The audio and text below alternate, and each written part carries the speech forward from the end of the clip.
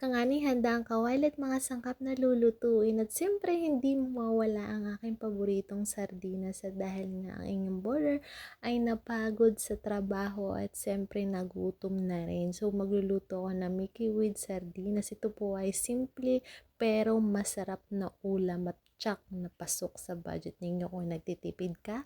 So tamang-tama ito sa inyo. So nagisa lang ako dyan ng bawang sibuyas at pinagsunod-sunod ko yung sardinas, Mickey, gulay at konting tubig at oyster sauce. So guys, hindi po ako mahilig maglagay ng mga seasoning. Pwera na lang dito sa oyster sauce at asin. So hinalo-halo ko lang yan guys para magpantay ang lasa. At tinakpan ko na rin yan guys. Mag-aantay lang ako dyan ng 10 minuto at yan na nga guys. At luto na ang aking Mickey with sardinas. So pwede na tayong kumain or ako lang pala. Joke lang. So yan guys, at mainit-init pa nga. Mas masarap siyang kainin pag ganyang mainit-init pa. Yun lang po. And thank you for watching. Bye-bye!